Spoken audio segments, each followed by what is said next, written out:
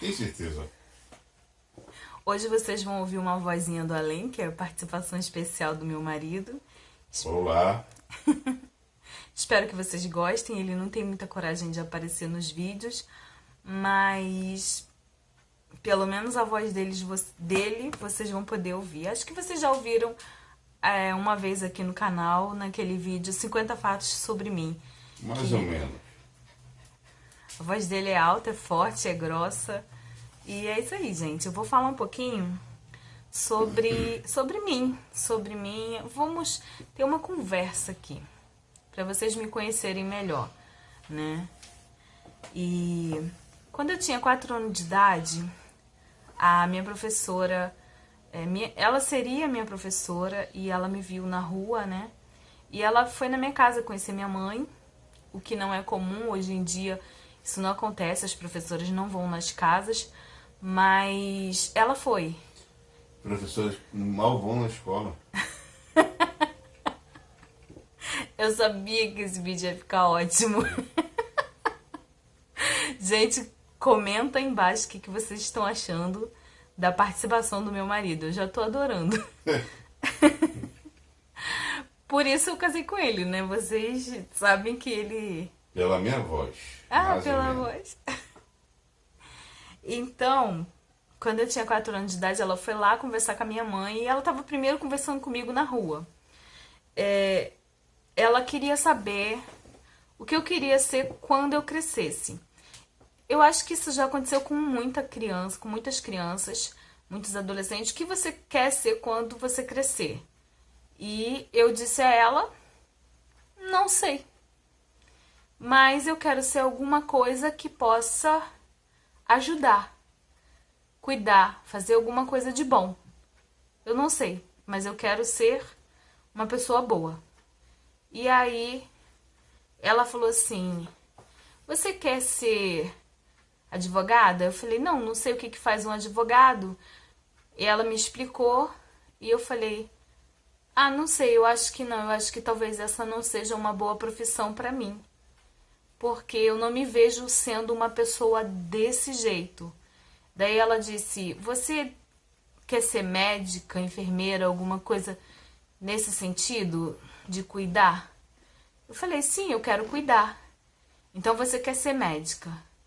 Eu quero ser médica, eu acho. E ela falou: então você tem que estudar muito. E eu disse: então para mim cuidar das pessoas eu tenho que estudar muito. Ela disse: sim, você tem que estudar muito. Eu falei pra ela: então eu vou estudar muito. Como eu faço isso? Ela falou: você vai precisar ler muito e você vai precisar entender as pessoas. E eu percebi naquela hora que eu queria e que a partir daquele momento eu ia começar a aprender a cuidar das pessoas e entender as pessoas. Eu comecei a perguntar à minha mãe várias vezes o que eu faria para entender as pessoas e como eu cuidaria das pessoas. Ela foi me explicando e várias vezes eu cuidava dos meus primos arranhados, dos machucados, e eu fazia do jeito que a minha mãe me ensinava. Porque a minha mãe tinha feito o curso de auxiliar de enfermagem na época e ela me ensinou várias coisas. Ela não deu continuidade, mas ela entendia da parte teórica. Ela não conseguiu. O sangue incomodou ela. Então a parte de mexer com sangue foi um incômodo para ela e ela não deu continuidade. Mas Normalmente acontece com um monte de gente, é a mesma coisa. é. E aí quando eu cresci eu vi que estava bem distante ser médica, mas ainda assim eu não me via em nenhuma outra profissão. Eu continuei achando que eu deveria manter o meu foco. Eu continuei estudando e por causa disso eu dei aula em casa para vários alunos. E eu descobri que eles tinham muita dificuldade e que eu conseguia ensinar eles. Então eu era explicadora deles e eu conseguia dar aula para eles. Conseguia fazer eles passar de série, conseguia fazer eles focarem no estudo, coisa que eles não conseguiam em sala de aula. Eu fui, durante muito tempo, importante para eles, mas chegou um tempo que eu vi eles crescendo e alguns se formaram, conseguiram trabalho em boas empresas, passaram em concurso público e eu continuava ali estagnada fazendo a mesma coisa, e isso me incomodou bastante. E eu falei, eu tenho que dar continuidade à minha vida. Eu parei a minha vida, não sei por que eu parei minha vida. E eu... continuando aqui, tinha parado de gravar, gente, eu vou dar continuidade. Eu fiz o curso técnico de enfermagem e eu gosto muito da minha profissão. Eu realmente me encontrei naquilo que eu faço, sendo que ainda não cheguei lá. Por que eu ainda não cheguei lá? Porque a gente sabe, dentro da gente, que a gente quer uma coisa e que aquilo é importante pra gente. Só que quando a gente é criança, a gente não sabe direito. E conforme a gente vai crescendo, que a gente vai se encontrando. E a gente vai descobrindo quem a gente é. Eu, há pouco tempo, fiquei sabendo sobre crianças índicos e adultos índigos, que são pessoas agitadas, inteligentes, intuitivas e comunicativas. Então, vocês devem conhecer muita gente assim. Eu sempre me achei comunicativa, sempre me achei agitada, sempre me achei inteligente e intuitiva. Mas dessas 4, o inteligente e intuitiva sempre falou mais alto, porque as pessoas falavam isso pra mim. Você é muito inteligente, você é muito inteligente. Até porque eu sempre procurei entender o lado das pessoas e tentar entender o que elas estão passando. E aí já vem o lado de ser intuitiva. Muitas crianças não se adaptam às escolas normais e por causa disso acabam deixando de estudar e perdendo a sua missão no mundo, perdendo foco em profissões que são profissões importantes, mas elas diminuem a missão da criança, a missão do adulto. Elas quebram aquilo que seria uma coisa muito maior, uma coisa que elas poderiam ser muito mais bem aproveitadas se elas fizessem aquilo que realmente elas estão prontas, ou desejam, ou sonham ser.